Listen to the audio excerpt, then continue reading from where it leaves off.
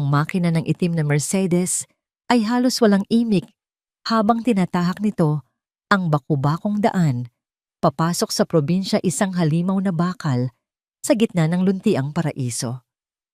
Para kay Enrique, bawat kilometrong nilalakbay palayo sa Manila ay parang pagtakas mula sa isang nagbabagang impyerno. Hindi ito bakasyon. Ito ay isang desperadong paghahanap ng lugar kung saan siya maaaring bumagsak nang walang nakakakita.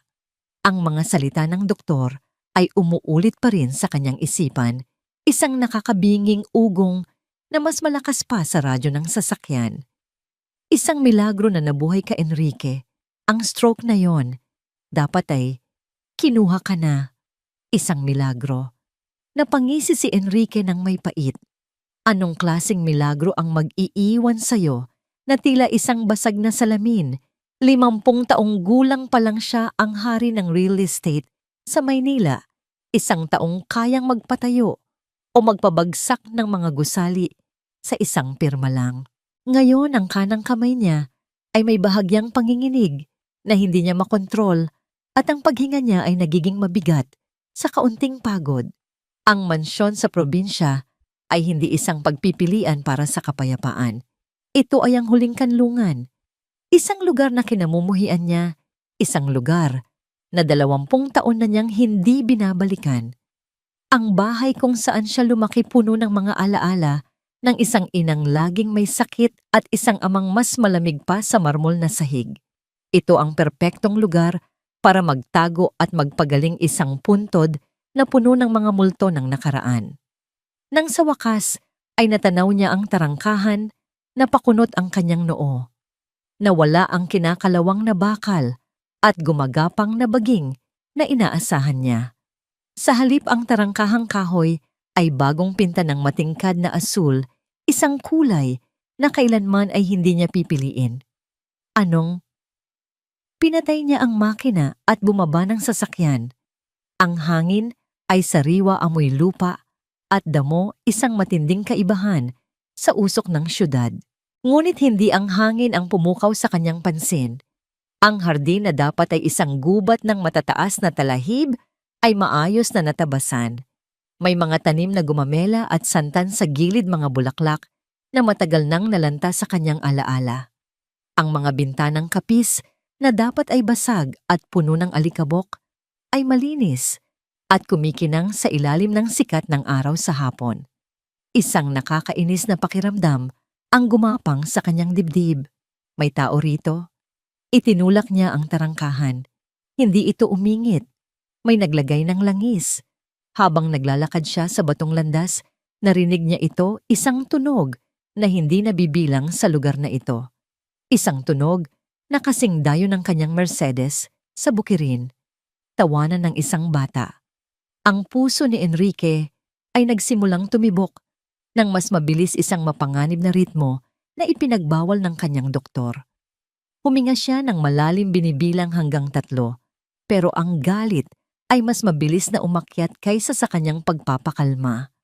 Ang pinto sa harap ay bahagyang bukas. Walang katok-katok, itinulak niya ito ng malakas. Ang sala ay maliwanag at malinis. Isang maliit na babae, mga 6 na taong gulang, ay tumatakbo-takbo. Hawak ang isang manikang gawa sa basahan. Isang paslit na lalaki, marahil 2 taong gulang, ay gumagapang sa isang banig na hindi niya kailanman nakita. At sa kanyang sofa, sa kanyang lumang sofa, ay isang babae, mga nasa huling bahagi ng 30, na tinitiklop ang mga damit mula sa isang basket. Nang itaas ng babae ang kanyang tingin, ang kanyang mga mata ay nanlaki sa gulat at takot. Tumayo siya na siyang naging dahilan ng pagkahulog ng basket. Kumalat ang mga damit sa sahig. Sino ka? Ang boses ni Enrique ay dumagundong sa katahimikan, malamig at matalas na parang yelo. Anong ginagawa mo sa pamamahay ko? Ang babae, si Melissa, ay namutla.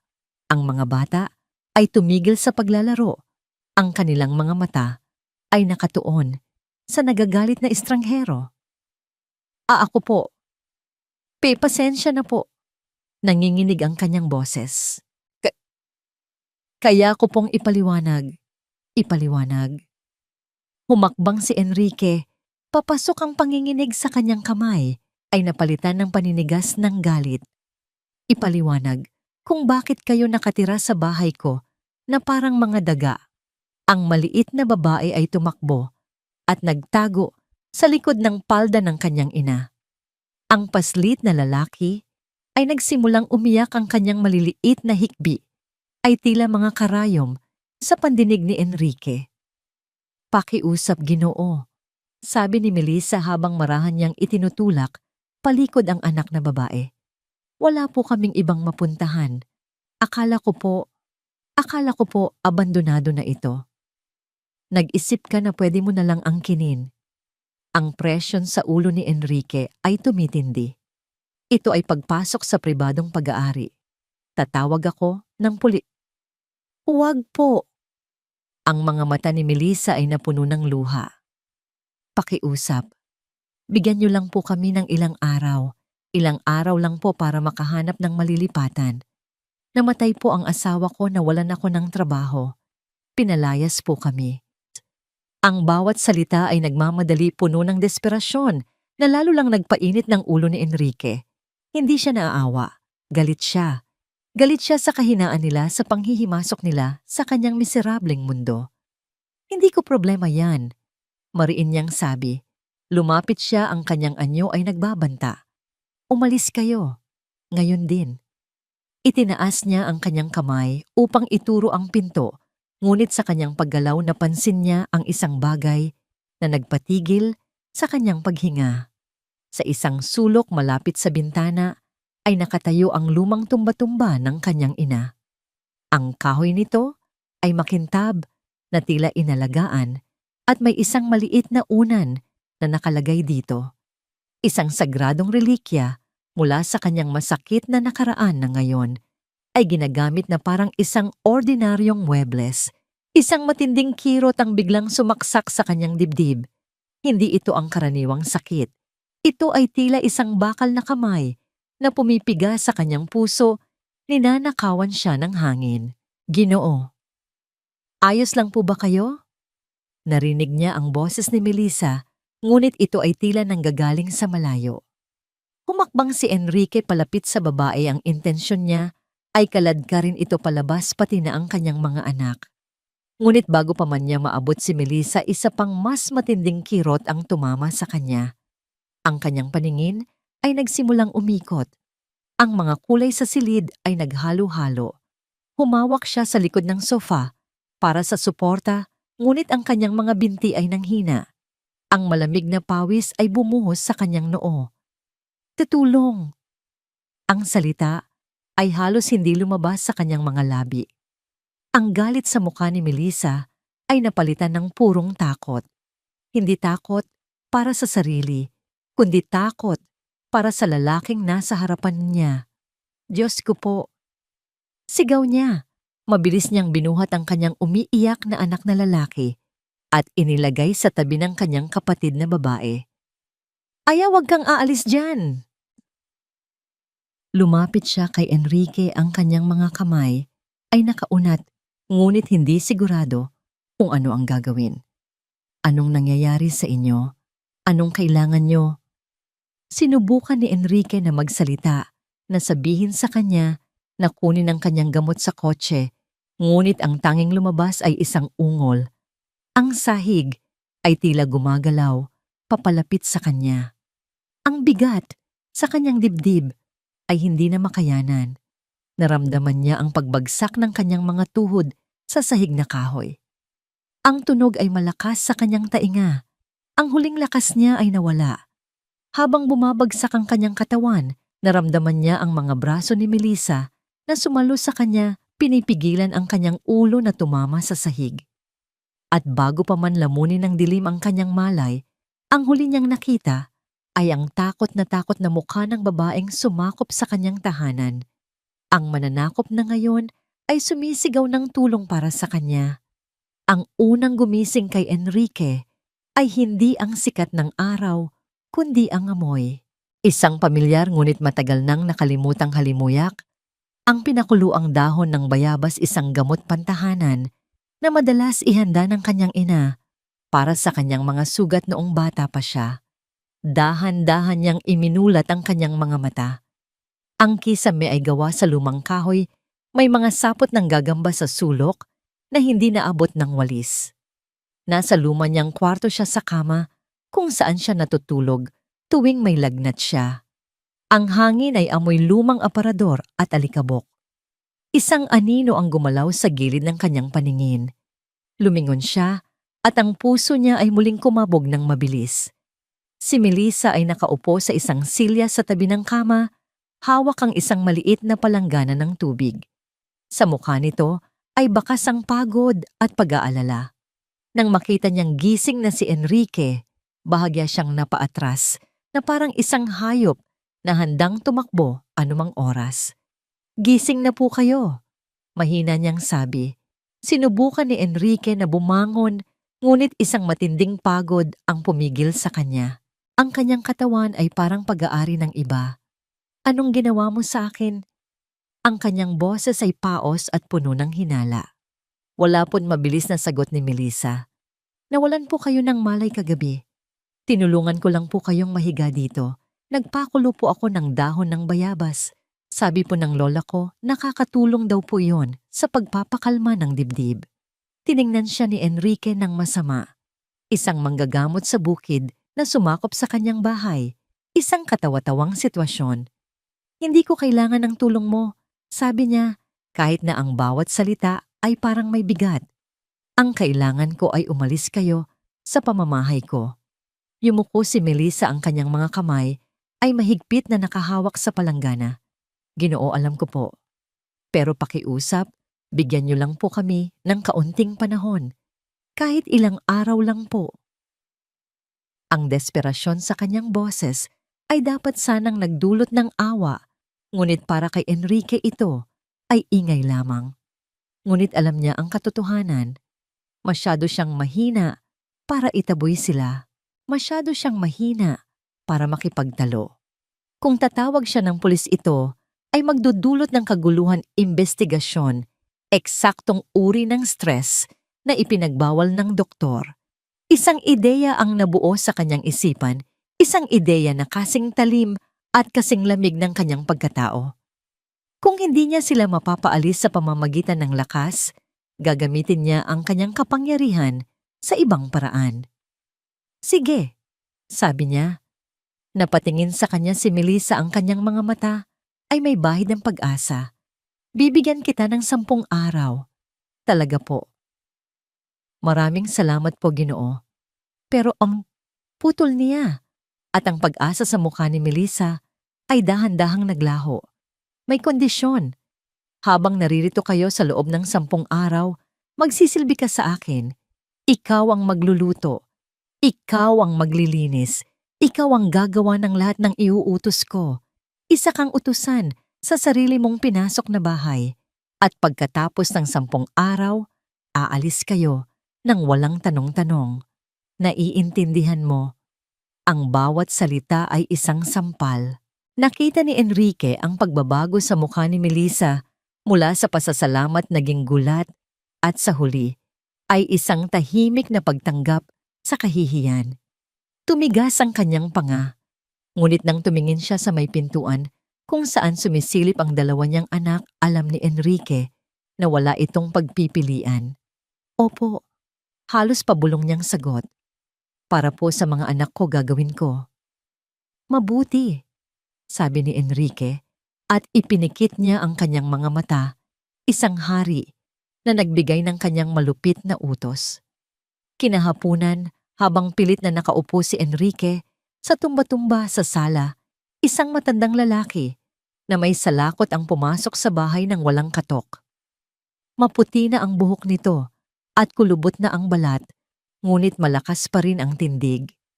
"Melissa, iha, dala ko na yung mga itlog na..."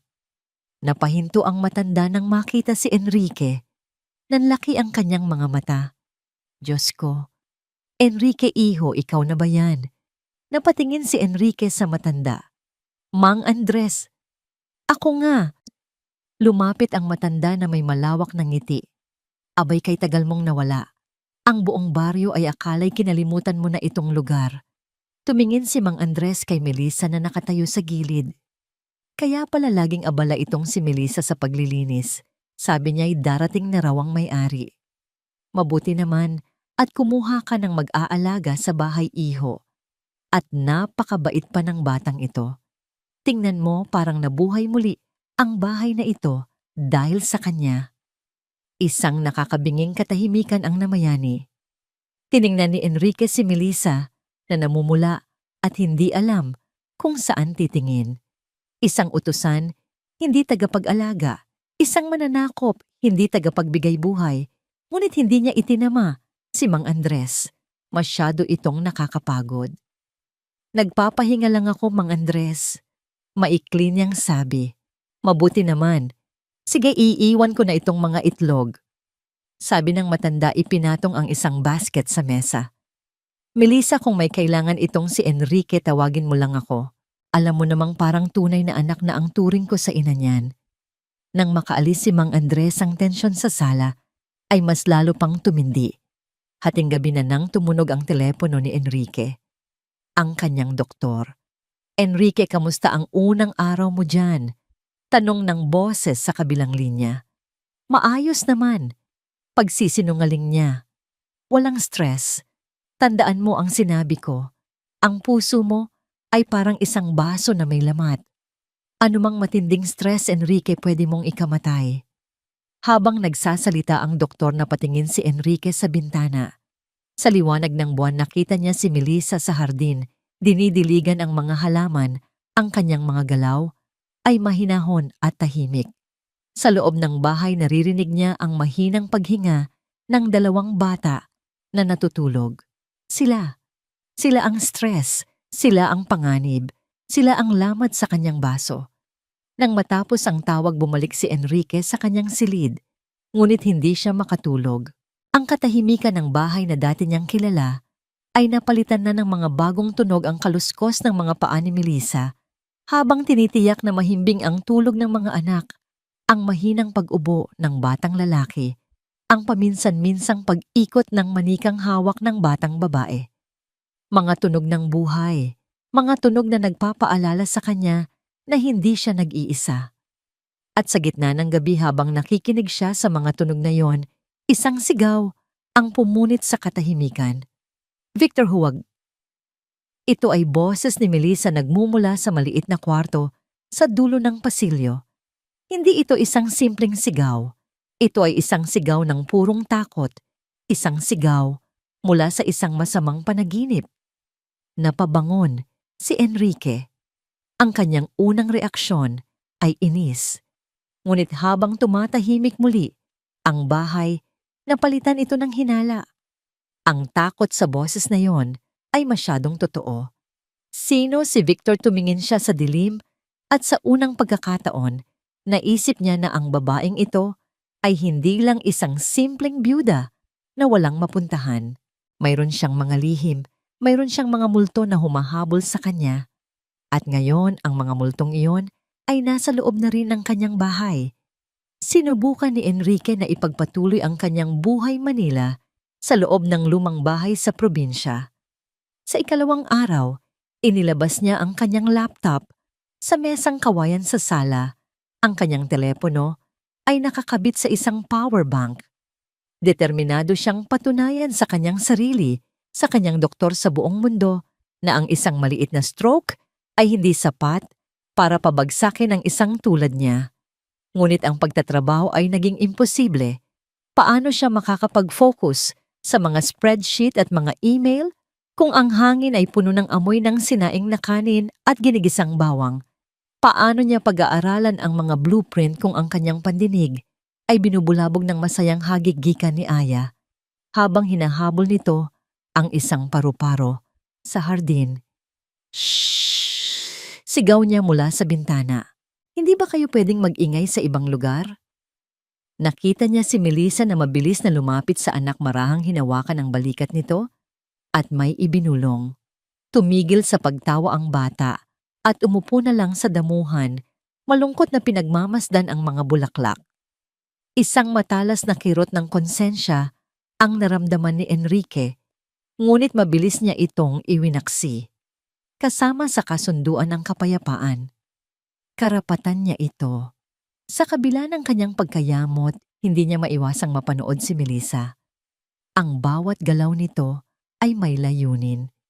Mula sa paglalaban ng damit sa lumang batya, pagpapakain sa mga anak, nang may walang katapusang pasensya, hanggang sa pag-aalis ng mga damo sa paligid ng mga tanim na gulay, na tila ba ito ang pinakamahalagang gawain sa mundo. May dignidad sa kanyang kahirapan, isang katatagan na hindi inaasahan ni Enrique. At mayroon ding kalungkutan. Nakikita niya ito sa mga sandaling akala nito ay walang nakatingin, isang malayong tingin, habang nagtutupi ng damit, isang mabilis na pagpunas ng luha, habang naghihiwa ng sibuyas. Sino si Victor, ang tanong ay bumabalik sa kanyang isipan na parang isang sirang plaka. Isang hapon, habang naghahanap ng lumang dokumento sa aparador ng kanyang ama, napadpad si Enrique sa isang maliit na baul na gawa sa Nara. Nanginginig ang kamay na binuksan niya ito.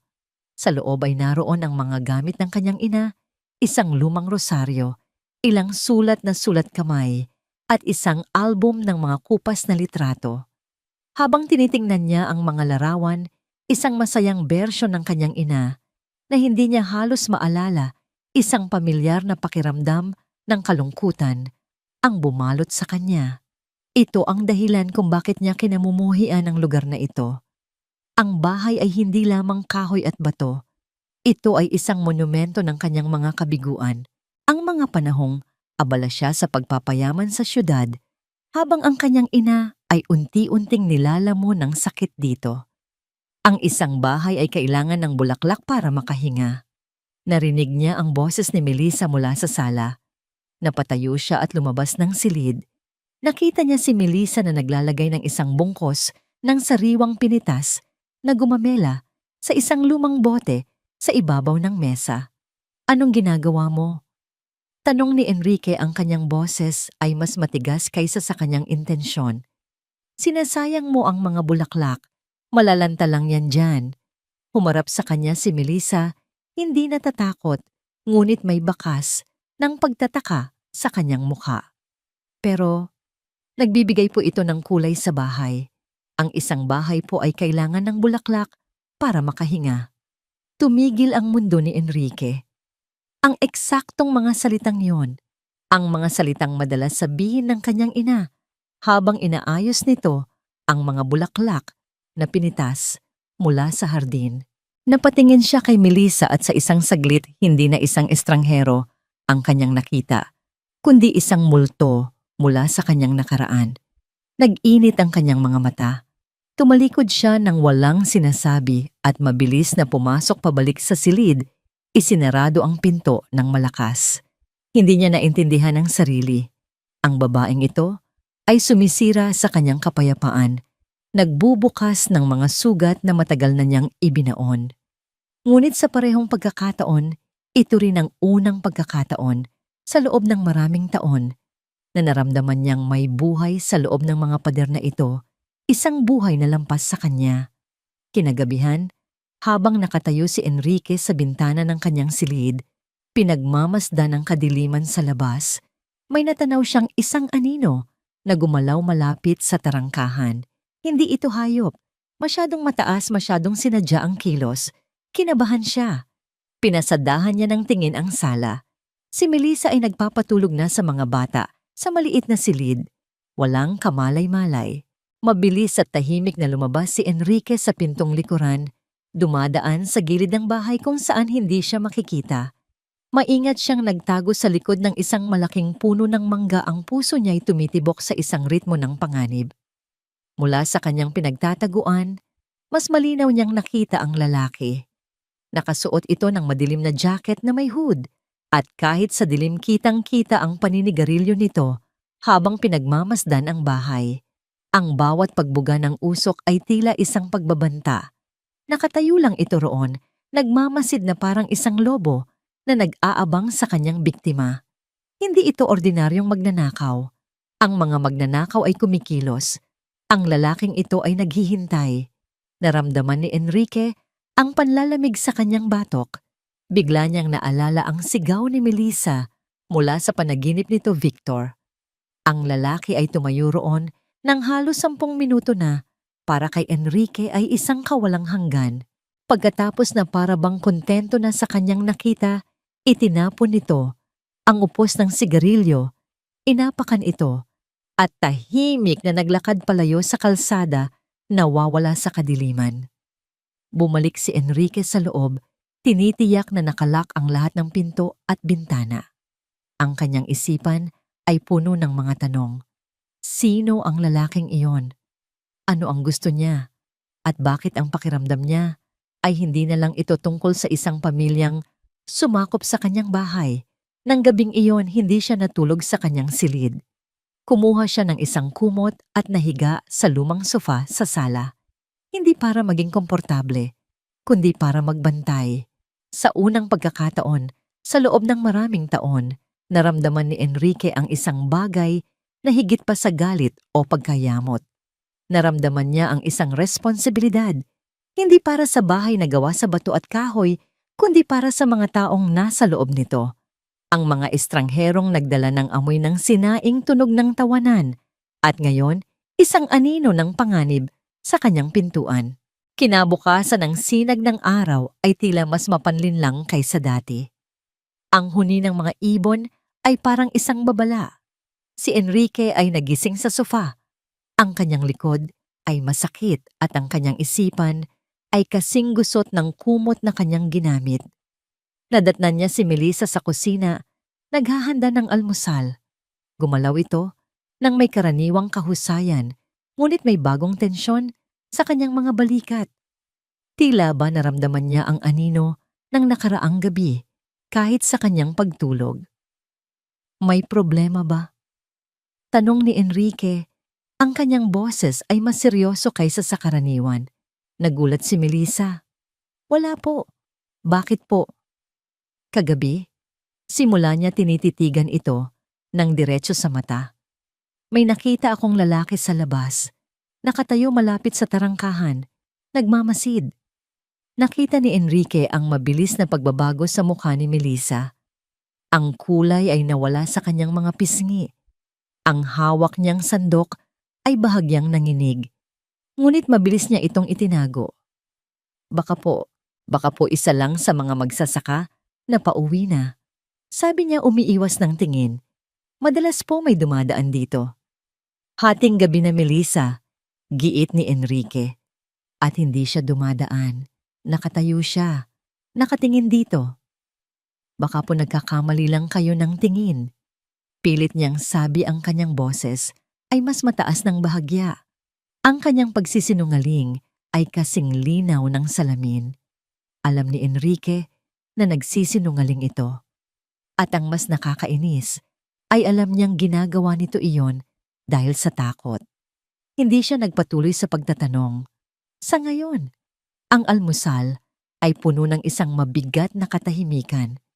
Kahit si Aya na karaniwang masigla ay tahimik lang na kumakain, tila nararamdaman ng tensyon sa pagitan ng dalawang matanda. Pagkatapos ng almusal, habang nagliligpit si Melissa ng pinagkainan, naglalaro si Leo sa sahig. Ang paslit ay sinusubukang abutin ng isang sinag ng araw na tumatama sa kahoy na sahig. Sa kanyang pag-abot, nawalan ito ng balanse at bumagsak ang ulo nito ay bahagyang tumama sa paan ng mesa. Hindi ito malakas ngunit sapat na para magdulot ng isang nakakagulat na tunog at isang malakas na iyak. Leo, sigaw ni Melissa na bitawan ang mga plato. Ngunit bago pa man siya makalapit, isang bagay na hindi inaasahan ang nangyari.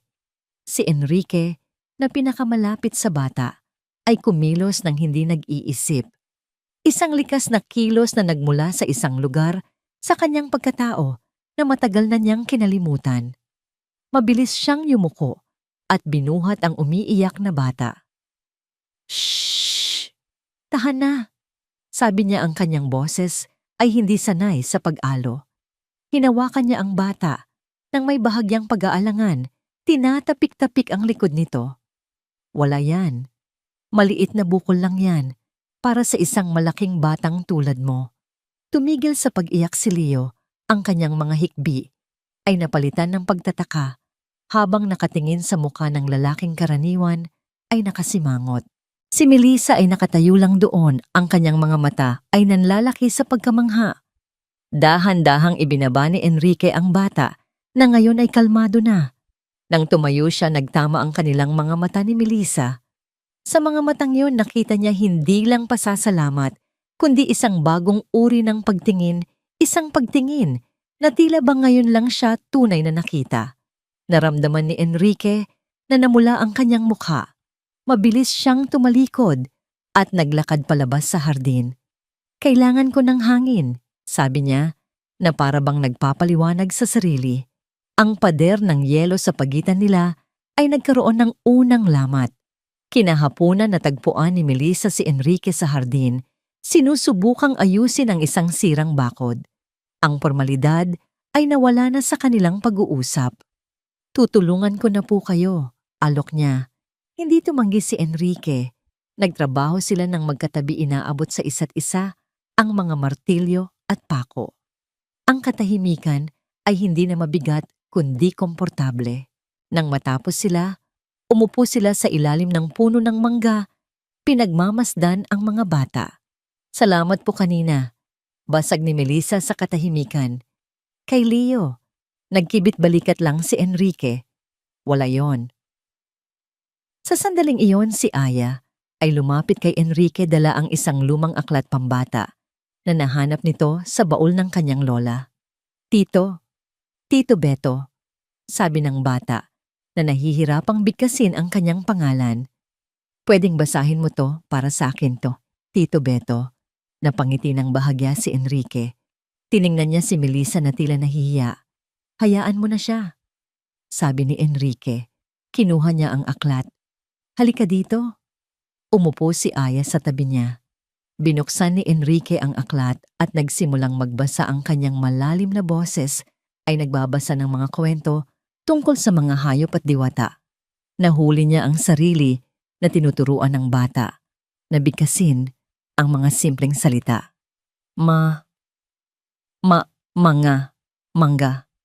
Mangga. Masayang ulit ni Aya. Sa gitna ng payapang sandaling yun ang init ng araw sa kanyang balat, ang bigat ng bata sa kanyang tabi, ang amoy ng damo, isang matinis na tunog, ang pumunit sa katahimikan, ang kanyang cellphone. Isang pangalan ang lumitaw sa screen na nagpabalik sa kanya sa realidad. Isang pangalan na kumakatawan sa lahat ng bagay na kanyang tinakasan. Catherine. Nag-aalangan siyang sinagot ito. Hello, Enrique darling. Ang boses ni Catherine ay kasing kinis ng seda, ngunit kasing talim ng bubog. Walang bakas ng pag-aalala, tanging inis. Saan ka nagtatago? Hindi mo sinasagot ang mga tawag ko. May deal tayong kailangang isara. Nagpapahinga ako, Catherine, sabi ni Enrique tumatayo at lumalayo ng bahagya. Isang matalas na tawa ang narinig niya. Nagpapahinga. Ang Enrique na kilala ko ay hindi nagpapahinga. Anong nangyayari sa'yo? Nagiging mahina ka na ba? Naramdaman ni Enrique ang pag-akyat ng dugo sa kanyang ulo. May sakit ako.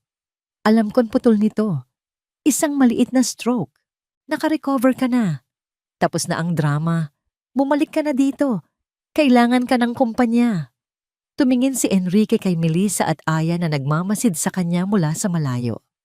Ang simple at payapang mundo nila ay 1,000 milya ang layo mula sa mundo ni Catherine.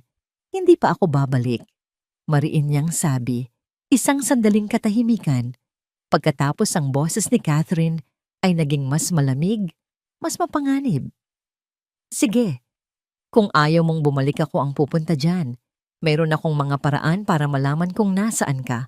Papunta na ako dyan, Enrique. Kailangan nating mag-usap.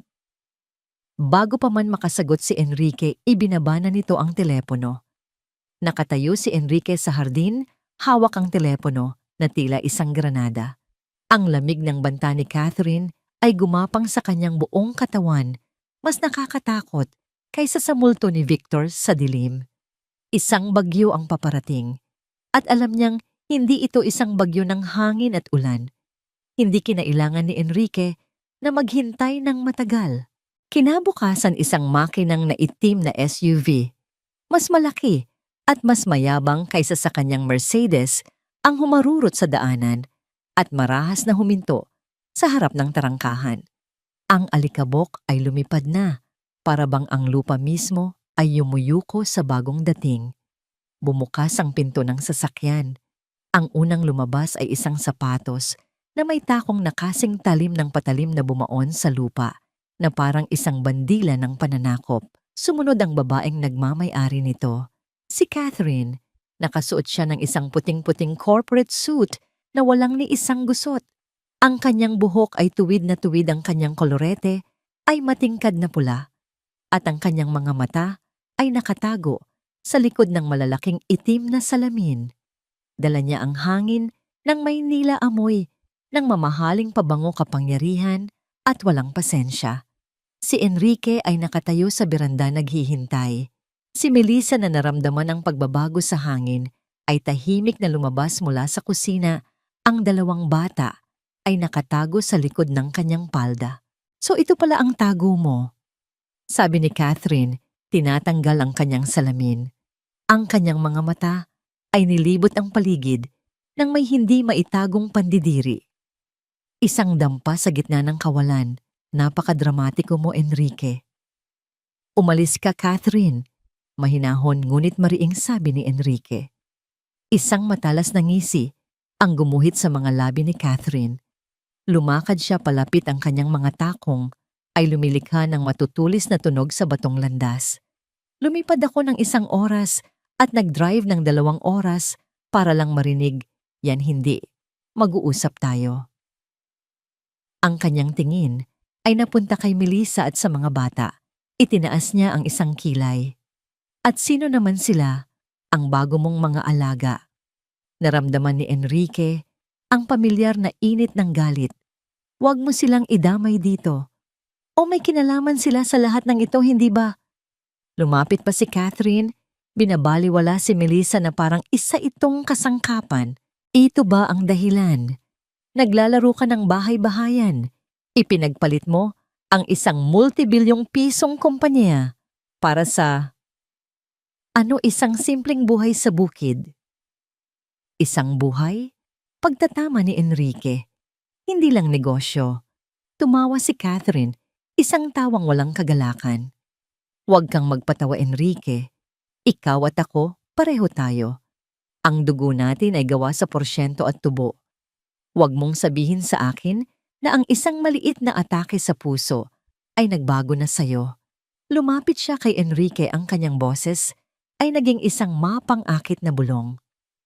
"Ang mga investor ay nagtatanong, mayroon tayong deal sa Singapore na naghihintay sayo. Halika na, tapusin na natin ang bakasyong ito." Tumingin si Enrique kay Melissa. Nakita niya ang takot at kahihihihiyan sa mukha nito. Niyakap nito ang kanyang mga anak nang mas mahigpit, na parang sinusubukang protektahan sila mula sa matatalas na salita ni Catherine. "Tapos na ako diyan," sabi ni Enrique, ang kanyang boses ay pinal. Ang nangiti ni Catherine ay nawala dahil sa kanya. Itinuro niya si Melissa gamit ang kanyang baba. Ang kanyang tingin ay puno ng paghahamak. "Anong meron siya na wala? Ako isang pares ng nagmamakaawang mga mata at 2 pabigat sa leeg."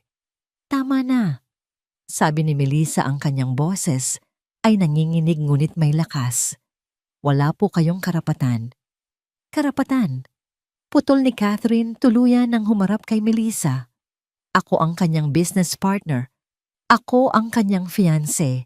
At sino ka, isang hamak na katulong na nakatira sa awa. Kaya manahimik ka kung ayaw mong mapalayas sa kung saang lupalop ka man nanggaling." "Catherine," ang boses ni Enrique ay dumagundong. Ngunit huli na ang lahat. Umiinit na ang ulo ni Catherine. Lumapit siya kay Melissa. Magkano ang kailangan mo para layuan mo siya at mawala sa buhay namin? Sabihin mo." kaya kong bilhin ang buong baryo na ito kung gugustuhin ko. Hindi lahat ng bagay na bibili ng pera. Sagot ni Melissa, tumutulo na ang mga luha, ngunit hindi yumuyuko. Ang sagot na yon ang tila nagpasabog sa huling kontrol ni Catherine. Ang ideya na ang isang nobody na tulad ni Melissa ay magtuturo sa kanya ng moralidad ay isang direktang insulto. May isang baso ng malamig na tubig sa maliit na mesa sa beranda. Walang sabi-sabi, kinuha ito ni Catherine. Kung ganoon, sabi niya ang kanyang boses ay kasing lamig ng yelo. Heto ang isang bagay na libre at ibinuhos niya ang buong laman ng baso sa mukha ni Melissa. Ang oras ay tila bumagal. Ang malamig na tubig ay tumulo mula sa buhok at mukha ni Melissa dumadaloy sa kanyang damit.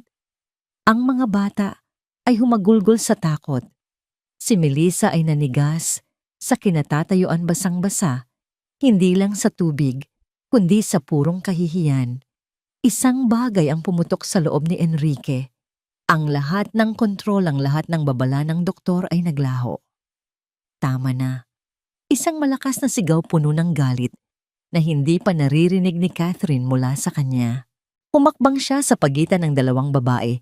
Itinulak si Melissa sa kanyang likuran na parang isang kalasag. Hinarap niya si Catherine. Ang kanyang mga mata ay nag-aapoy. Sino ka para gawin yan?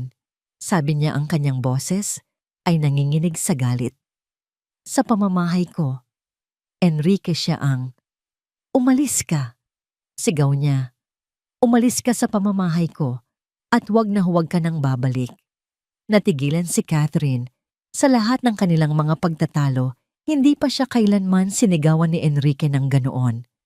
Nakita niya ang determinasyon sa mga mata nito, isang determinasyon na hindi na niya kayang sirain. Nagigting ang kanyang panga. Inayos niya ang kanyang damit. Sinusubukang bawiin ang kanyang dignidad. Pagsisisihan mo ito, Enrique. Kapag nag-iisa ka na ulit at wala nang natira sa'yo, aalalahanin mo ang araw na ito. Tumalikod siya at nagmarcha pabalik sa kanyang SUV. Pumasok siya, isinara ang pinto ng malakas at pinaharurot ang sasakyan. Palayo nag-iwan ng isa pang ulap ng alikabok at isang nakakabinging katahimikan. Nakatayo si Enrique, ang kanyang paghinga ay mabigat, ang kanyang dibdib ay sumisikip, hindi dahil sa sakit, kundi dahil sa matinding emosyon. Dahan-dahan siyang lumingon. Si Melissa ay nakatayo pa rin doon, nanginginig, yakap-yakap ang kanyang umiiyak na mga anak. Ang tubig ay tumutulo pa rin mula sa dulo ng kanyang buhok. Itinaas niya ang kanyang tingin kay Enrique at sa kanyang mga mata, mayroong isang bagay na mas malalim pa sa pasasalamat. Mayroon doong pag-unawa at sa sandaling iyon, alam ni Enrique na ang bagyo ay hindi pa tapos. Sa katunayan, ito ay nagsisimula pa lamang. Ang aling-aungaw ng umalis na sasakyan ni Catherine ay nanatili sa hangin kasama ang isang katahimikang mas mabigat pa kaysa sa mga sigaw kanina. Nakatayo lang sila roon, si Enrique, na humihingal pa rin sa galit. Si Melissa, basang-basa at nanginginig. At ang mga bata na ang mga hikbi ay unti-unti nang humihina. Walang nakakaalam kung ano ang sasabihin. Ang mga salita ay tila hindi sapat o masyadong mapanganib. Sa wakas, kumilos si Enrique. Dahan-dahan siyang lumapit sa aparador sa sala at kumuha ng isang malinis at tuyong tuwalya. Walang salita, iniabot niya ito kay Melissa. Ang simpleng kilos na yon ay mas makahulugan kaysa sa anumang paghingi ng tawad. Nag-aalangan itong tinanggap ni Melissa habang pinupunasan niya ang kanyang mukha at buhok. Nagsalita si Enrique, ang kanyang boses ay mahina at pagod. Pumasok na kayo sa loob. Baka magkasakit ang mga bata. Tumangulang si Melissa at marahang inakay ang kanyang mga anak papasok sa kanilang silid. Naiwan si Enrique mag-isa sa beranda, nakatingin sa kawalan. Ang engkwentro kay Catherine ay parang isang marahas na paggising. Pinilit siyang harapin ang isang katotohanan, ang kanyang lumang buhay at ang kanyang bagong natutuklasang mundo ay hindi maaring umiral ng sabay. Kailangan niyang pumili. Kinagabihan, pagkatapos niyang mapatulog ang mga bata, nakita ni Melissa si Enrique na nakaupo sa dilim sa kusina. Isang baso ng tubig lang ang nasa harapan. Ang yabang at galit ay nawala na napalitan ng isang malalim na pagod. Naghanda si Melissa ng 2 tasa ng mainit na salabat at inilapag ang isa sa harap ni Enrique. Hindi siya umalis. Sa halip umupo siya sa kabilang dulo ng mesa. Salamat, basag ni Enrique sa katahimikan. Sa ginawa mo kanina, hindi mo dapat naranasan yon. Umiling si Melissa. Hindi po kayo ang dapat humingi ng tawad. Tumingin siya sa kanyang tasa. Siya po, ang fiancé niyo. Ang salitang fiancé ay tunog dayuhan sa pandinig ni Enrique. Dati, matagal na kaming hindi ganoon. Negosyo na lang ang nag-uugnay sa amin. Isang mahabang katahimikan ang sumunod. Pagkatapos si Melissa ang nagsalita. Ganoon po pala ang mundo niyo. Hindi ito isang tanong kundi isang pagkilala sa isang katotohanan. Isang mundong puno ng mga taong kayang manakit gamit ang pera at matatalas na salita. Hindi ko na gustong maging bahagi ng mundong yon, mahinang aminado ni Enrique. At sa pagsasabi niya noon, naramdaman niyang totoo ito. Tumingin siya sa kanyang mga kamay. Ang buong buhay ko, ang tanging alam ko lang ay kung paano maging matagumpay, kung paano talunin ang iba, kung paano magpayaman. Ngunit hindi ko alam kung paano mabuhay. Tumingin siya kay Melissa. Sa liwanag ng buwan na tumatagos sa bintana, nakita niya ang mga pasa sa ilalim ng mga mata nito, mga pasang hindi dulot ng isang gabi ng pag-aalala, kundi ng maraming taon ng paghihirap. Ang tatay ko, pagpapatuloy niya, ay katulad ni Catherine, malamig, walang pakialam sa kahit ano maliban sa numero. Lumaki ako sa bahay na ito, ngunit hindi ito naging isang tahanan. Sa unang pagkakataon, nagbahagi siya ng isang piraso ng kanyang sarili na hindi pa niya naipapakita kahit kanino. At ang kilos niyang iyon ay tila nagbigay ng lakas ng loob kay Melissa. Ako naman po. Mahina niyang simula ang asawa ko. Mabait siyang tao. Mahal na mahal niya kami. Ngunit nang mawala siya, nawala ang lahat. Huminga siya ng malalim. Ang nakababatang kapatid niya si Victor. Akala niya ay may iniwang malaking pera ang kuya niya. Isang insurance na hindi naman totoo. Simula noon hindi na niya kami tinigilan. Ang mga luha ay nagsimulang mamuo sa kanyang mga mata. Kaya kami tumakas. Kaya kami napadpad dito. Dahil pagod na akong matakot. Pagod na akong magtago. Ang kanyang pag-amin ay isinabit sa hangin, isang sikretong mabigat at masakit. Ang anino sa tarangkahan, ang sigaw sa kanyang panaginip. Lahat ay nagkaroon ng pangalan. Victor. Hindi nagsalita si Enrique. Nakikinig lang siya. At sa kanyang pakikinig naramdaman niya ang isang bagay na bago isang pagnanais na protektahan. Hindi ang kanyang ari-arian, kundi ang babaeng nasa harapan niya. Nang maubos na nila ang kanilang salabat, sabay silang tumayo. Naglakad sila papunta sa beranda. Ang gabi ay malamig, ngunit walang sino man sa kanila ang gustong pumasok pa. Nakatayo sila roon magkatabi, nakatingin sa mga bituin. Magiging maayos din ang lahat, sabi ni Enrique. Hindi ito isang walang laman na pangako, kundi isang panata. Habang nakatayo sila, sa ilalim ng tahimik na kalangitan, ang kamay ni Enrique na nakapatong sa rehas ay di sinasadyang dumampi sa kamay ni Melissa. Isang kuryente ang dumaloy sa kanilang dalawa. Mabilis at hindi maipaliwanag, pareho silang hindi gumalaw. Nagtama ang kanilang mga mata at sa dilim ng beranda sa gitna ng mga tunog ng gabi, ang distansya sa pagitan nila ay unti-unting nawala. Dahan-dahang inilapit ni Enrique ang kanyang mukha. Nakita niya ang pagpikit ng mga mata ni Melissa, isang tahimik na pagsang-ayon. Ang kanyang paghinga ay humalo sa hangin. Malapit na. Bigla isang malakas at galit na kahol ng aso ang pumunit sa katahimikan. Nanggagaling ito sa may tarangkahan. Pareho silang napapitlag at napahiwalay sa isa't isa. Ang mahika ng sandali ay biglang nabasag. Ang puso ni Enrique ay kumabog ng malakas, ngunit ngayon ay dahil sa ibang dahilan. Ano yon? Bulong ni Melissa ang takot ay muling gumuhit sa kanyang mukha. Hindi sumagot si Enrique. Ang kanyang mga mata ay nakatuon sa madilim na bahagi ng hardin kung saan ang aso ng kapitbahay ay patuloy sa pagwawala. Mayroong isang bagay o isang tao doon. Manatili ka dito.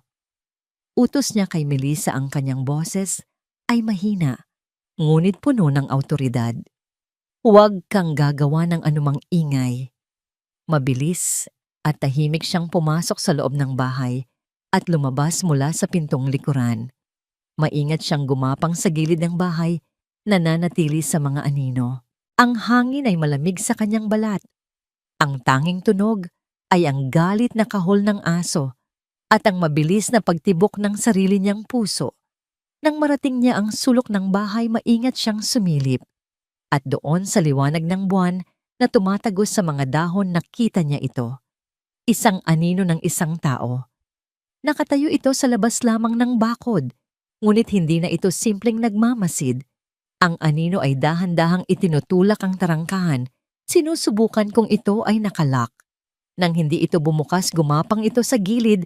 Ang mga kamay nito ay kinakapa ang bakod na kawayan, naghahanap ng mahinang bahagi. Isang pamilyar na pangamba ang bumalot kay Enrique, ngunit ito ay may kasamang bagong tapang. Hindi na siya ang taong magtatago at tatawag ng pulis. Hindi na siya ang pasyenteng kailangang umiwas sa stress. Ang lalaking ito ay hindi lang sinusubukang pasukin ang kanyang ari-arian. Sinusubukan nitong pasukin ang kanyang tahanan. Dahan-dahan siyang umatras pabalik sa dilim, ang kanyang isipan ay mabilis na nag-iisip. Hindi niya hahayaang makapasok ang panganib na ito. Hindi ngayong gabi.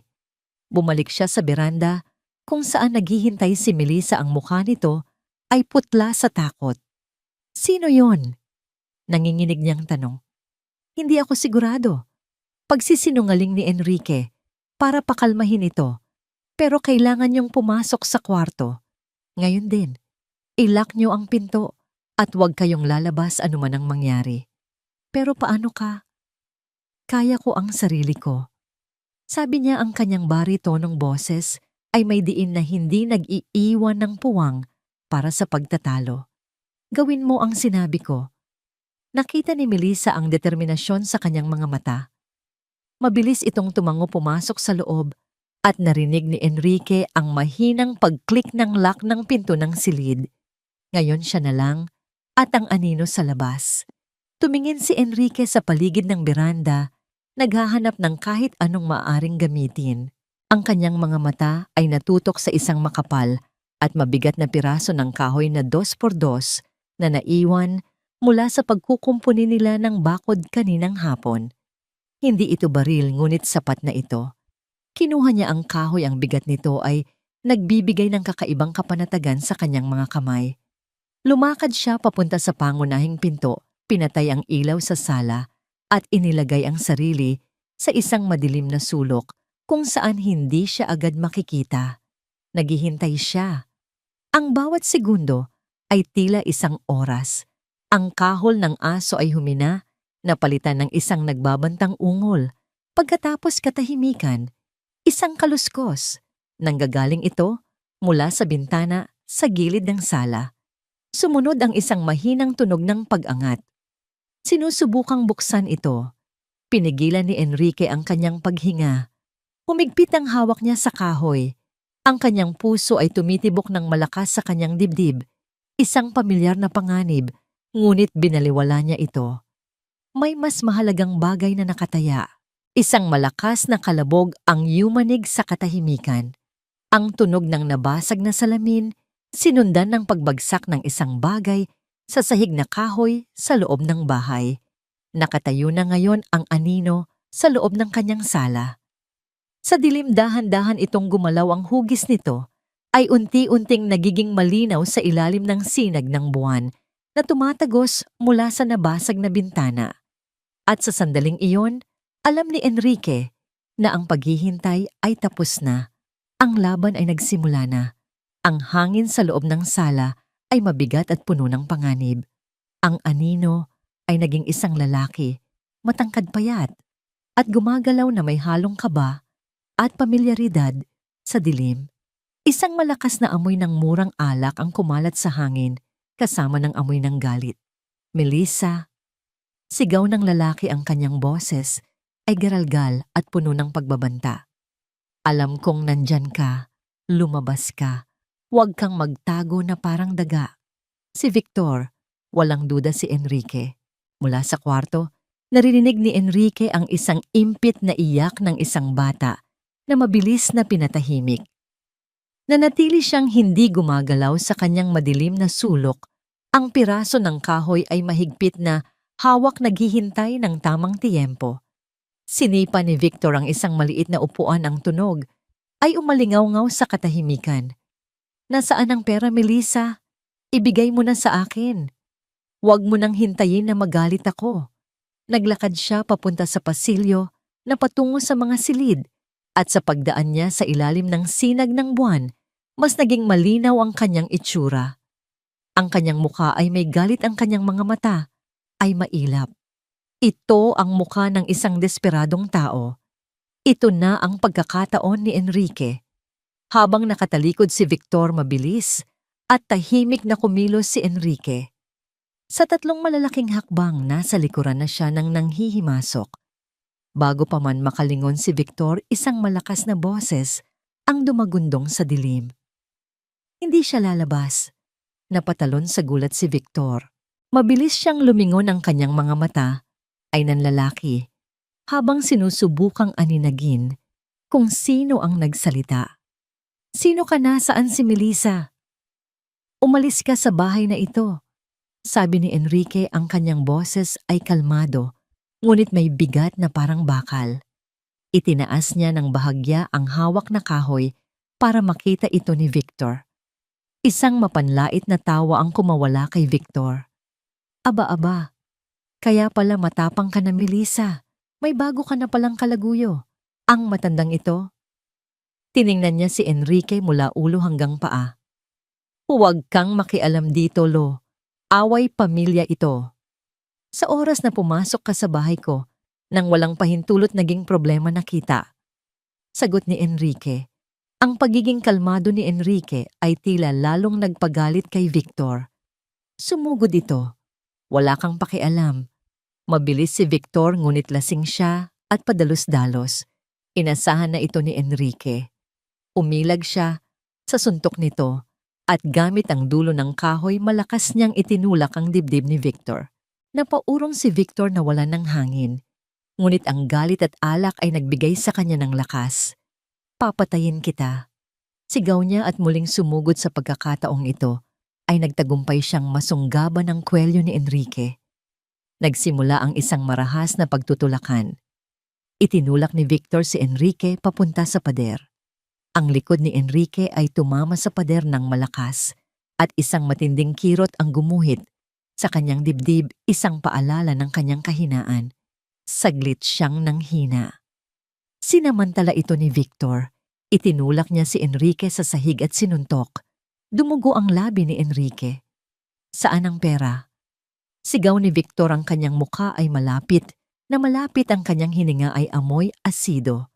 Sa sahig, tinitingnan ng nagagalit na mukha. Sa ibabaw niya isang bagay ang nagbago sa loob ni Enrique. Hindi na ito tungkol sa pagtatanggol sa isang bahay. Ito ay tungkol sa pagtatanggol sa isang pamilya. Naisip niya si Melissa at ang mga bata nakakulong sa takot sa kabilang silid. Isang alon ng adrenaline na hindi niya naramdaman sa loob ng maraming taon ang bumuhos sa kanyang mga ugat. Gamit ang lahat ng kanyang natitirang lakas, itinaas niya ang kanyang mga tuhod at malakas na itinulak si Victor. Lumipad ito patalikod. Bago pa man ito makabawi, mabilis na tumayo si Enrique. Sa parehong sandali, bumukas ang pinto ng kwarto. Tama na, Victor. Sigaw ni Melissa, ang kanyang muka ay basang-basa ng luha. Wala akong pera. Umalis ka na. Ang paglabas ni Melissa ay isang pagkakamali. Ang atensyon ni Victor ay nalipat sa kanya. Ayan ka lang pala. Ngumisi ito. Halika dito. Sumugod siya papunta kay Melissa. Ang takot sa mga mata ni Melissa ay nagbigay kay Enrique ng isang huling pagsabog ng lakas. Huwag sigaw ni Enrique. Tumakbo siya at na parang isang football player, ginamit niya ang kanyang balikat para salubungin si Victor mula sa gilid. Ang lakas ng impact ay nagpatalsik sa kanilang dalawa, palabas ng bukas na pinto, pabagsak sa damuhan sa labas. Gumulong sila sa lupa. Si Victor na mas bata at mas malakas ay mabilis na nakabawi. Tumayo ito at sinipa si Enrique sa tagiliran. Isang nakakapasong sakit ang naramdaman ni Enrique at nawalan siya ng hangin. Nang akmang susugurin muli ni Victor si Enrique, biglang may mga ilaw na sumulpot mula sa kadiliman. Hoy, anong kaguluhan yan? Si Mang Andres, kasama ang dalawa pang kapitbahay, ay tumatakbo palapit. May hawak silang mga itak at piraso ng kahoy. Naalarma sila sa sigawan at sa tunog ng nabasag na salamin. Natigilan si Victor, 3 laban sa 1. Lasing siya at pagod na. Tiningnan niya ang mga lalaking papalapit. Pagkatapos ay si Enrique na nakahandusay sa lupa at si Melissa na umiiyak sa may pintuan. Isang huling tingin ng galit ang ibinato niya kay Melissa. Hindi pa tayo tapos. Sigaw niya.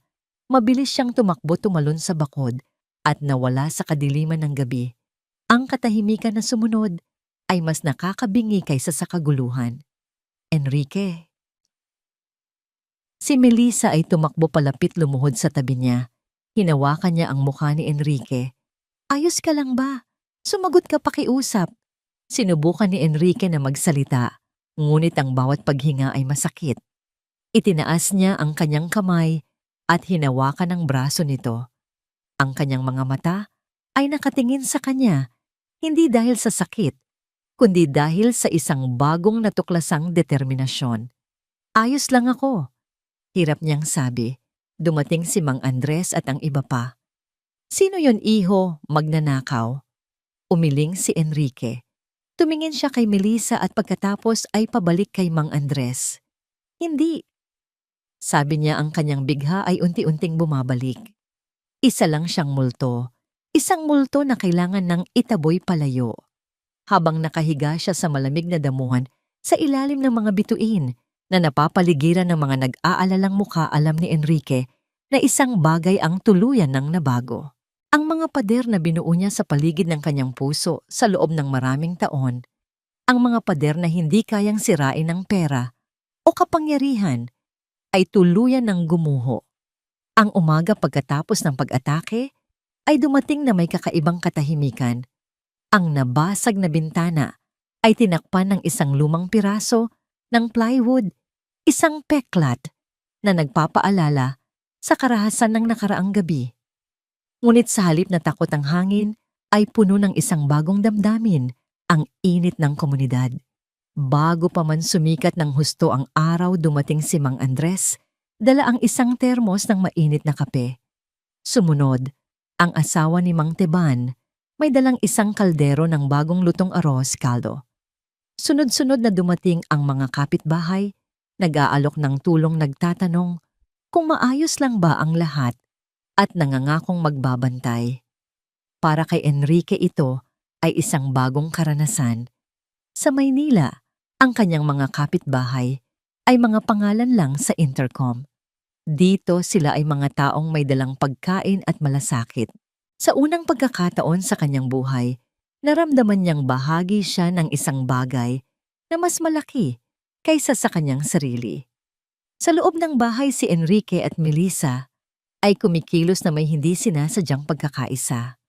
Habang ginagamot ni Melissa ang mga galos at pasa ni Enrique, gamit ang maligamgam na tubig at mga halamang gamot, tinitiyak naman ni Enrique na ang mga bata ay nakakain at hindi natatakot. Pinatawa niya si Aya gamit ang mga katawa-tawang mukha. at kinarga si Leo habang pinapakain ito ng saging. Wala nang kasunduan ng amo at utusan. Wala nang distansya. Ang panganib na kanilang pinagdaanan ay nagwasak sa lahat ng artipisyal na harang sa pagitan nila.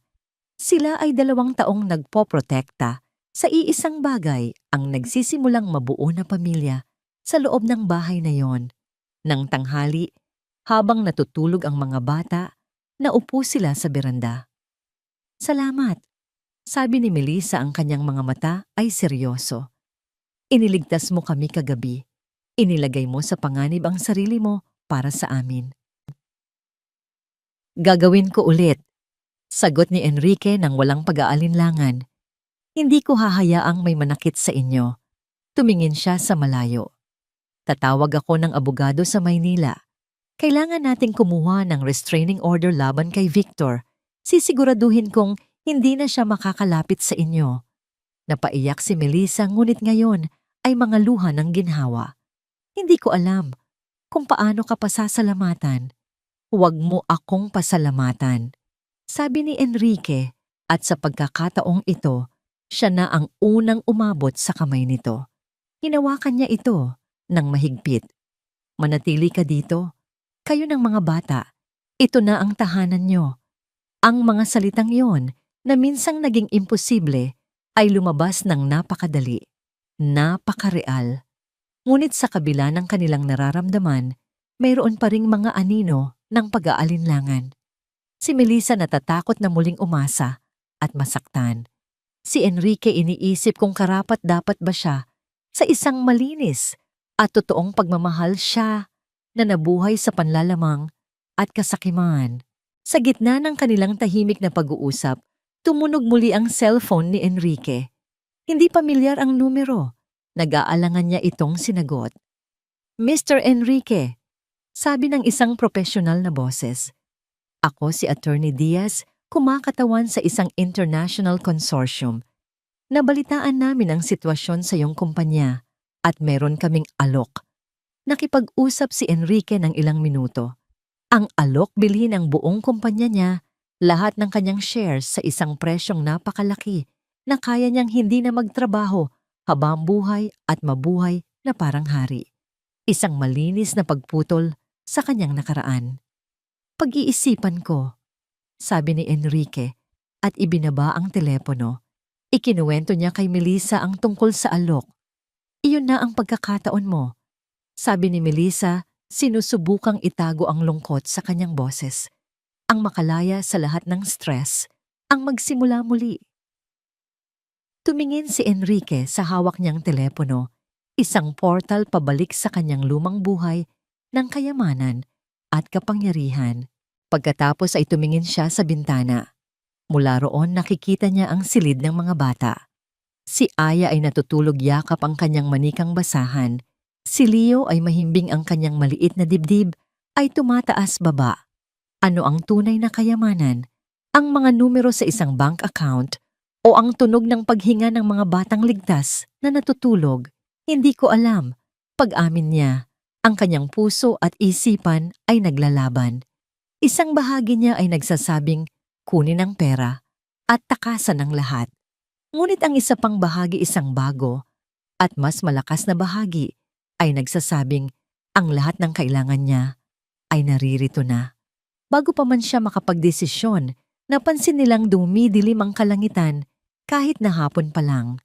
Isang malakas na hangin ang nagsimulang humampas sa mga puno. Mula sa maliit na radyo sa kusina, narinig nila ang isang nagmamadaling anunsyo ng isang weather reporter. Isang malakas na bagyo ang inaasahang tatama sa kalupaan sa loob ng ilang oras. Ang lahat ng residente sa mga mababang lugar ay pinapayuhang lumikas. Nagkatinginan si Enrique at Melissa. Ang bahay ay matibay, ngunit luma na. At sila ay nasa isang lugar na malayo sa kabihasnan. Ang pagsubok ni Victor ay tapos na. Ngunit tila may isa pang mas malakas na kalaban na paparating para subukan ang kanilang bagong tatag na pamilya. Isang kalaban na hindi nila kayang labanan gamit ang lakas o itaboy palayo. Ang kalikasan mismo ay naghahanda na para sa isang pagtutuos. Ang unang patak ng ulan ay malalaki at mabibigat, tumatama sa yero ng bubong na parang mga bala. Sa loob ng 1 oras ang mahinang ulan ay naging isang marahas na buhos. Ang hangin ay umuungol na, parang isang nasugatang hayop yumuyugyog sa mga bintanang kapis at pinapasok ang lamig sa bawat siwang ng lumang bahay, nawalan ng kuryente. Ang tanging liwanag na meron sila ay mula sa 2 kandilang nakasindi sa mesa at sa liwanag ng kidlat na paminsan-minsan ay gumuguhit sa madilim na kalangitan. Mama, natatakot po ako. Bulong ni Aya, ang kanyang muka ay nakasubsob sa dibdib ni Melissa.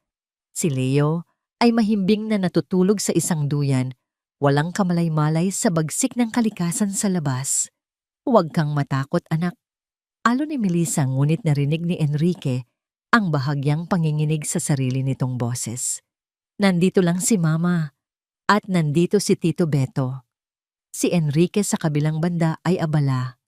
Sinusuri niya ang bawat bintana at pinto. Tinitiyak na ang mga ito ay sarado ng mahigpit. Naglagay siya ng mga basahan sa sahig kung saan may mga tumutulong tubig mula sa bubong. Sa gitna ng kaguluhan, siya ang naging haligi ng kalmado, isang papel na hindi niya kailanman ginampanan sa buong buhay niya. Ngunit ang bagyo sa labas ay walang kapantay sa bagyong malapit ng sumiklab sa loob. Sa gitna ng malakas na kulog, nagsimulang umubo si Aya. Sa una ito ay isang tuyong ubo lamang, ngunit habang lumalalim ang gabi, ang kanyang pag-ubo ay naging mas malala, mas desperado. Tila ba may pumipiga sa kanyang maliliit na baga. Aya, anak, huminga ka ng malalim. Sabi ni Melissa, ang kanyang pag-aalala ay mabilis na nagiging panik. Hinawakan ni Enrique ang noo ng bata. Mainit siya. Sabi niya, ang kanyang boses ay seryoso. Mataas ang lagnat niya. Biglang naalaala ni Melissa ang kanyang hika, ang lamig at alikabok. Mabilis siyang tumakbo sa silid at bumalik, hawak ang isang inhaler. Ngunit nang subukan niyang gamitin ito, walang lumabas. Wala nang laman. Sabi niya, ang kanyang boses ay basag na. Dapat ay bumili ako ng bago noong nakaraang linggo pero naubos ang pera. Ang mga salitang yon ay parang isang suntok sa sikmura ni Enrique. Pera. Ang bagay na sagana sa kanya, ngunit walang silbi ngayon. Mayroon siyang milyon-milyon sa bangko, ngunit hindi niya kayang bumili ng isang simpleng gamot. Ang paghinga ni Aya ay naging mas mahirap. Ang bawat paghinga ay may kasamang isang sumisipol na tunog. Ang kanyang mga labi ay nagsisimulang mangitim. Kailangan natin siyang dalhin sa ospital. Sigaw ni Melissa, hindi tayo makakaalis. Sagot ni Enrique, sinusubukang manatiling kalmado. Nakita mo ang hangin. May mga puno nang nakaharang sa daan. Masyadong mapanganib. Pero mamamatay siya dito. Humagulgol si Melissa, ang kanyang katatagan ay tuluyan ng gumuho.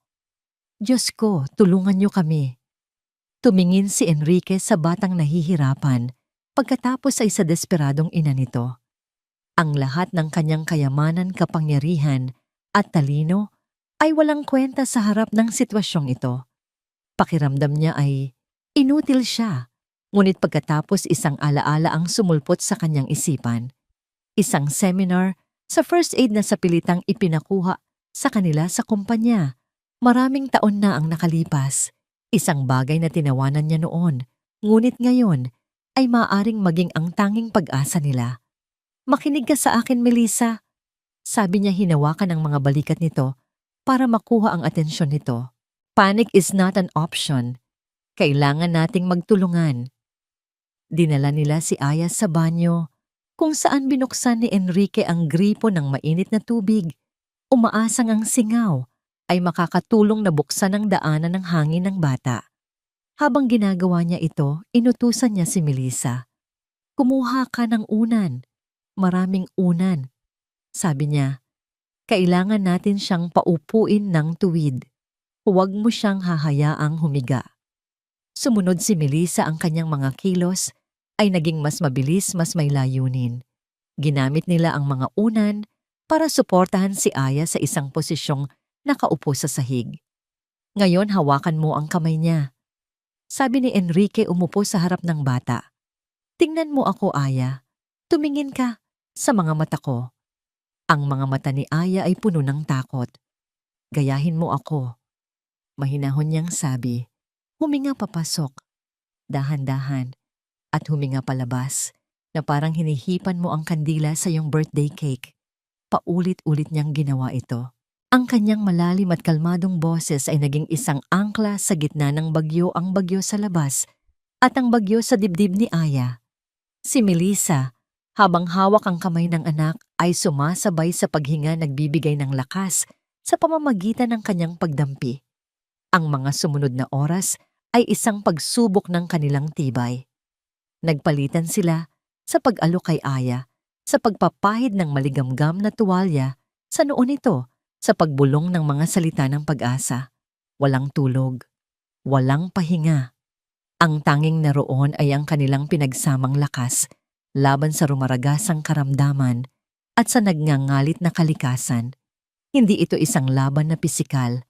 Ito ay isang laban ng kalooban, ng tiwala at ng pag-ibig. Sa bawat minutong lumilipas, mas lalo silang nagiging isa-isang ama, isang ina, isang pamilyang lumalaban para sa buhay ng kanilang anak. Nang mag-uumaga, kasabay ng unti-unting paghina ng hangin at ulan, isang pagbabago ang nangyari. Ang sumisipol na tunog sa paghinga ni Aya ay dahan-dahang nawala. Ang kanyang paghinga ay naging mas malalim, mas kalmado. Ang lagnat ay nagsimulang bumaba. Ang kulay ay unti-unting bumabalik sa kanyang mga labi. Nakatulog siya. Isang tunay at mahimbing na tulog, hindi isang pagkawala ng malay dahil sa hirap. Pagod na pasandal si Melissa sa pader, ang mga luha ay tahimik na dumadaloy sa kanyang pisngi. Si Enrique ay napaupo sa sahig, ang kanyang buong katawan ay nanginginig dahil sa pagod at sa tensyon na ngayon pa lang kumakawala. Nagkatinginan sila sa murang liwanag ng umaga na tumatagos sa bintana. Ang bahay ay magulo. Sila ay pagod at basang-basa. Ngunit sa gitna ng lahat ng yon, mayroong isang bagay na buo at hindi masisira, ang kanilang pamilya. Nalampasan natin bulong ni Enrique na para bang hindi makapaniwala. Tumango si Melissa, isang maliit na ngiti ang sumilay sa kanyang mga labi. Nalampasan natin. Ang bagyo ay tapos na at sila sa gitna ng mga pinsala ay nakatayo pa rin. Mas malakas, mas matatag at mas magkasama kaysa dati. Ang araw pagkatapos ng bagyo ay sumikat na may liwanag na tila nangangako ng bagong simula. Ang hangin ay sariwa at malinis. Ang mga ibon ay muling umaawit. Sa labas ang hardin ay may mga pinsala, mga sirang sanga, mga nalantang bulaklak. Ngunit sa ilalim ng lahat ng yon, ang lupa ay buhay at handa nang muling yumabong.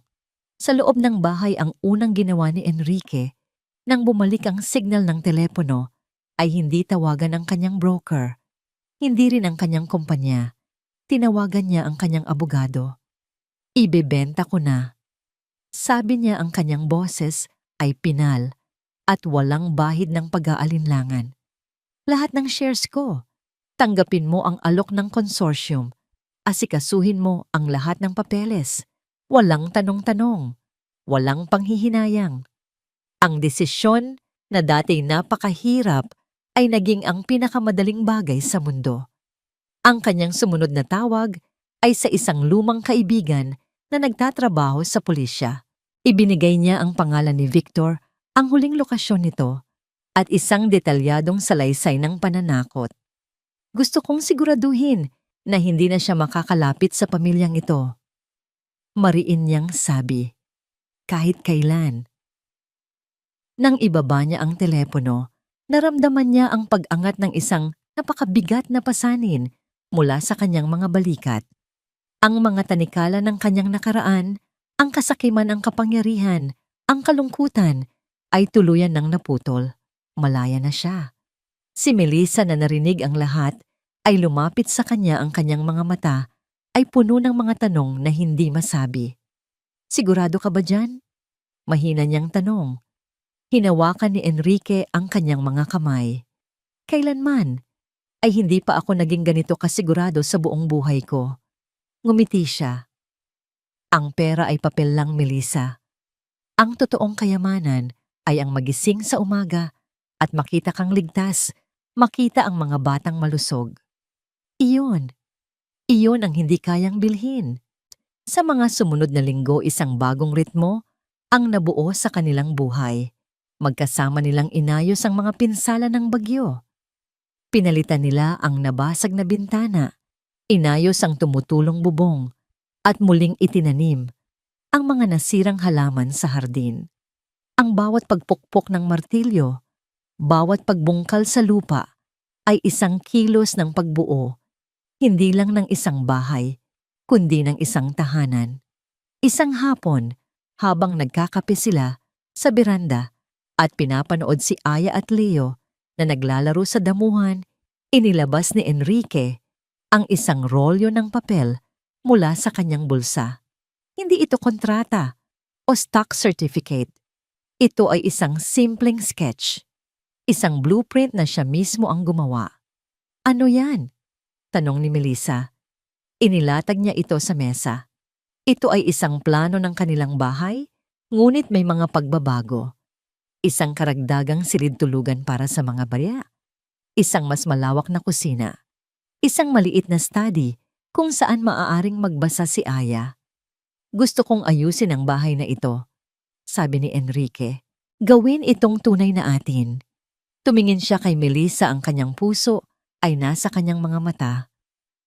Hindi ako makakapangako ng isang buhay na walang bagyo. Nakita na natin pareho na imposible yon. Pero maipapangako ko na sa bawat pagbagsak ng ulan, sa bawat paghampas ng hangin, nandito ako sa tabi mo. Handa tayong ayusin anumang masisira. Handa tayong magsimula muli. Hindi siya lumuhod. Wala siyang singsing. Ang tanging alay niya ay ang katotohanan. Melissa, sabi niya, ang kanyang boses ay nanginginig sa emosyon sa unang pagkakataon. Buin natin ang tahanang ito nang magkasama. Tumulo ang mga luha sa mga mata ni Melissa, ngunit hindi ito mga luha ng lungkot o takot. Ito ay mga luha ng kagalakan. Oo, bulong niya. Oo, Enrique. Makalipas ang 6 na buwan, ang bahay ay nagbago na. Ang mga pader ay may bagong pinta, ang hardin ay namumulaklak ng masigla, at ang hangin ay laging puno ng tunog ng tawanan. Si Enrique, gamit ang isang bahagi ng kanyang pera, ay nagtayo ng isang maliit na kooperatiba para sa mga magsasaka sa baryo. Tinutulungan silang ibenta ang kanilang mga produkto sa tamang presyo. Hindi na siya si Enrique ang hari ng real estate. Siya na si Tito Beto. Sa mga bata si Enrique, sa kanyang mga kapitbahay, at ang mahal ko, kay Melissa.